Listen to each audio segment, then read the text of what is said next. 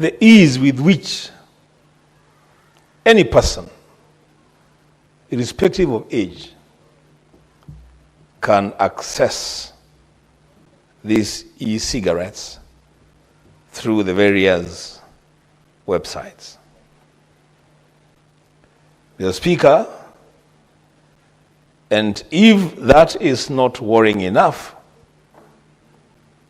then you'll be worried, Mr. Speaker, by realizing the amount of nicotine packed into those vapes by the manufacturers and the dealers. The Speaker, here in Kenya, and I've had my own conversations with the promoter of the bill, and she has shown me vapes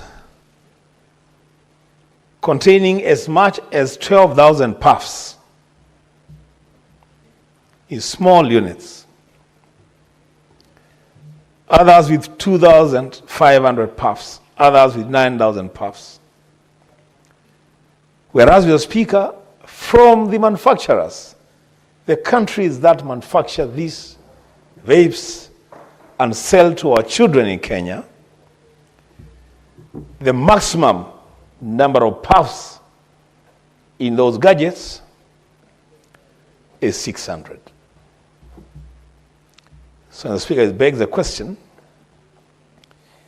if we are not just a dumping ground for those dangerous vapes, then what are we? The Speaker, we have a duty as leaders to protect our children. Yes, arguments have been put forth that at the age of 18, we should let our children make decisions on what they want to do with their lives. But, Mr. Speaker, truth be told,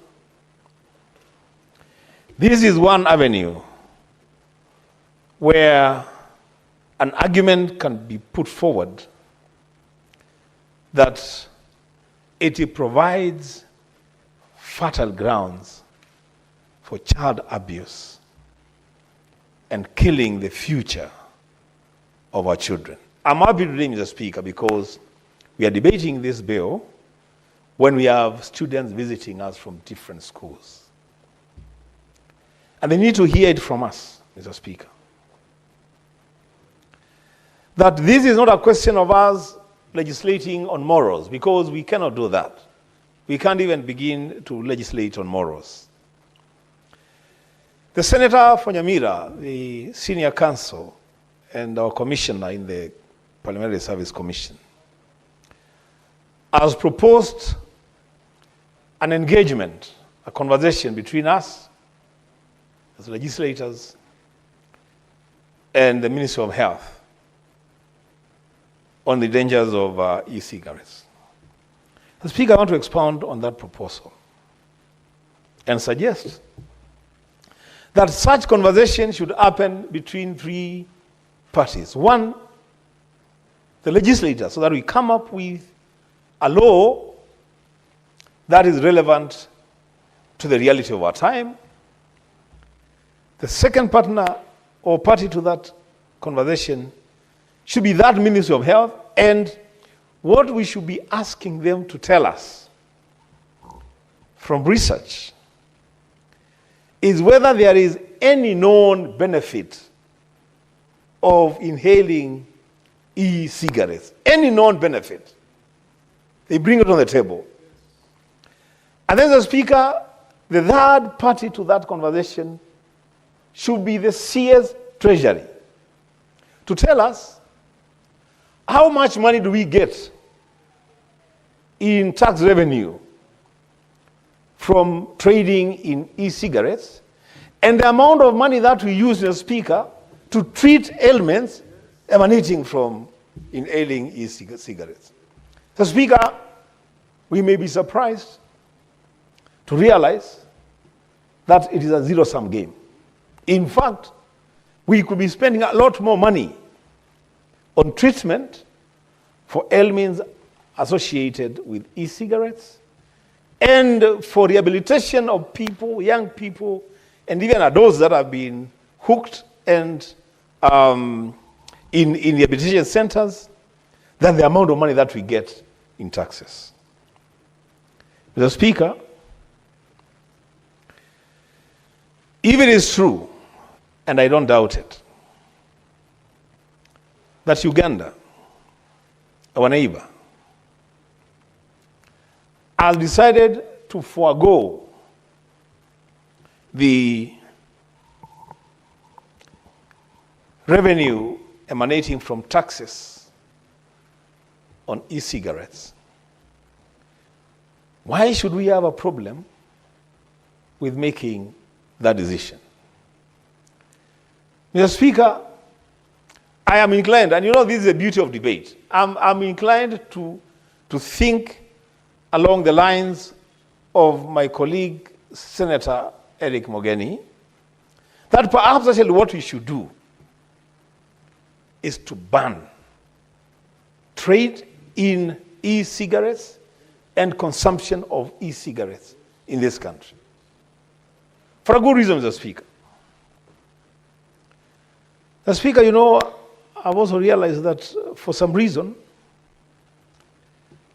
in this country, and I'm not saying this because I belong to the other side of the political divide, but Mr. Speaker, I've also realized that people are a bit timid in making bold decisions.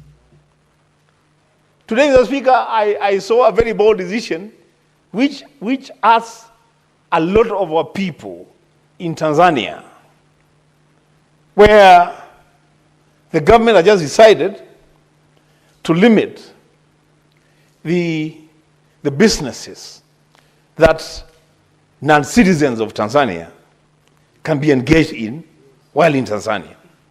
They have even gone ahead, Mr. Speaker, to say that any local, any citizen who in any way facilitates a non-citizen to carry out certain businesses, including, Mr. Speaker, our own global innovation on M-Pesa trading, that any Tanzanian who aids any person from outside Tanzania to carry out money transfer, electronic money transfer, or telephone-based money transfer,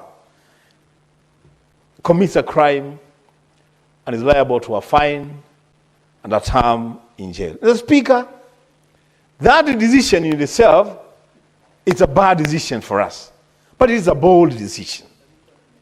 As Speaker, we can take bold decisions in this country and say that because the benefits of trading in and consuming e-cigarettes, Mr. Speaker, face to nothing compared to the losses in terms of health, then we should take the bold decision and do away with e-cigarettes in this country. Mr. Speaker,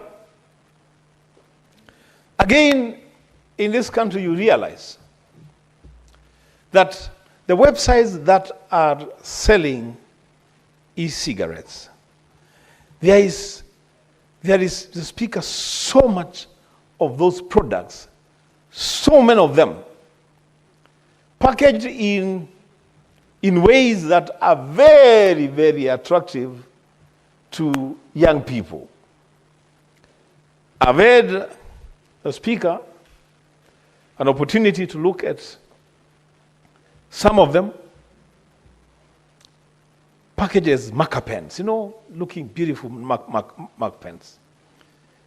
Some of them looking like toys. Some looking like sweets. No, lollipops. And, Mr. Speaker, to add injury to or insult to injury, Mr. Speaker, they are flavored. You know, it's a chocolate flavor, no strawberry flavor. So when you consume, you actually convince yourself, and I heard Senator Mogeni saying it goes in so smoothly, but he also made a rejoinder that he has not tried it. The Speaker, that must all be subjected to some analysis. We need to be sure. The way he explained it, it seems like a person who has first-hand experience, you know. It goes in so smoothly. And imagine it going down so smoothly for young people. And it is sold as a sweet with strawberry flavor. What will stop our kids from buying these products, Mr. Speaker? And then they get hooked to nicotine. Mr. Speaker, as I said, first of all, as a stopgap measure, as we move now towards a conversation on the ban, let us be very clear that you cannot have those products on Kenyan soil if and when they are flavored. Let's begin from there. That you can, nicotine is nicotine, cigarette is cigarette. It must smell as it should. I mean, it must taste as it should. Don't put flavors into it to make it attractive or want to conceal the dangers of cigarette smoking. Mr. Speaker, the bill as proposed, the amendment as proposed by Senator Catherine Moma,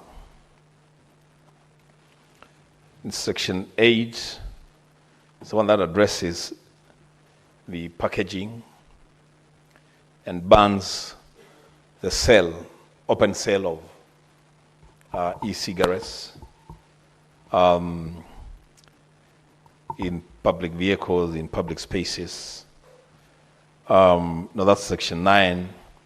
Section 8 deals with the packaging using items that appeal to underage children, like sweets and toys. All that is good. The Speaker, as I conclude,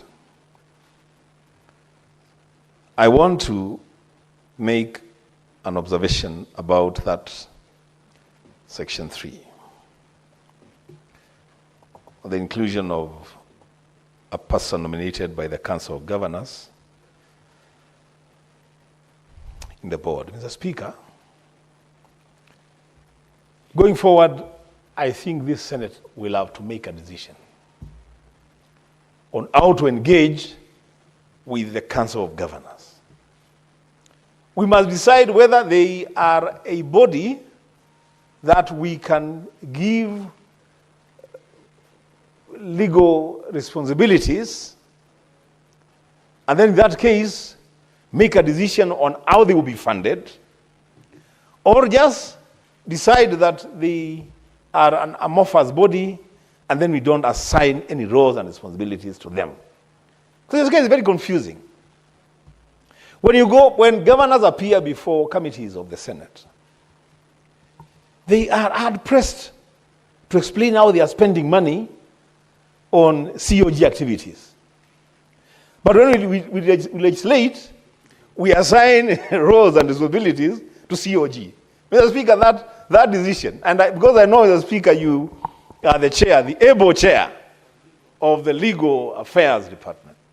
Mr. Speaker, you must unbundle that confusion for this Senate. That from one side of the mouth, the Senate is saying, you know, the COG should undertake these responsibilities. On the other side of the mouth, you are putting governors on the spot for spending money to facilitate the COG to undertake activities that you as the Senate have given to them. Mr. Speaker, this is not, it doesn't look good. And because you sit there as a speaker and we know your abilities,